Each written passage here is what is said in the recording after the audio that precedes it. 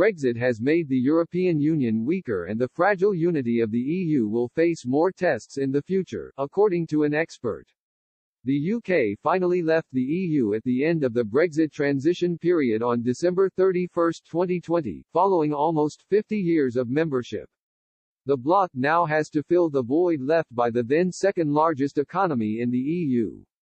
Former advisor to the European Commission and European Council, Professor Lukas Tsoukalis, says the departure of the UK has made the EU more governable.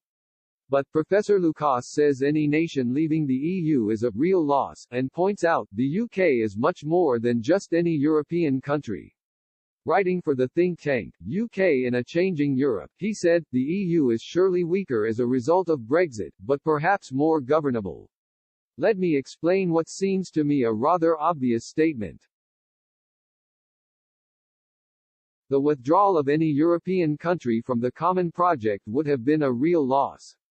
But the UK is much more than just any European country. There is no doubt that Brexit constitutes a blow to European integration. It will be possibly an even bigger blow to the UK, but we'll see. The UK and the EU spent more than 4.5 years negotiating a Brexit withdrawal agreement and then trade and cooperation agreement. The emeritus professor of the University of Athens and professor at the Paris School of International Affairs, says the negotiating process unified the European Union.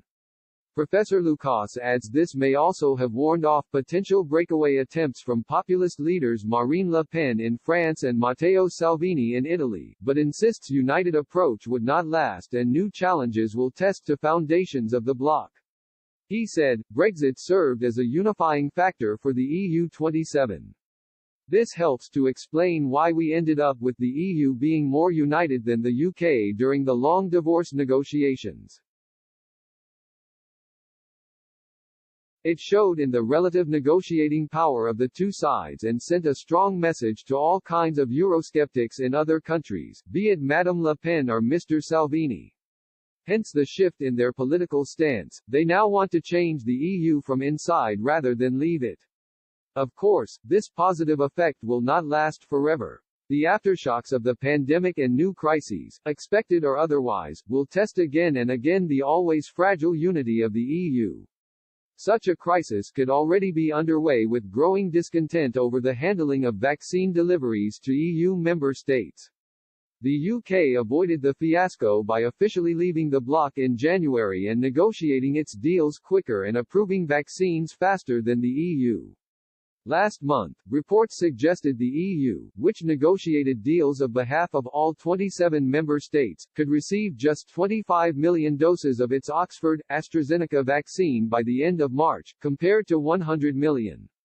The European Commission then took the unprecedented move to prevent vaccines flowing from Europe into the UK via Northern Ireland, by moving to trigger Article 16 of the Brexit Agreement, before making a swift U-turn.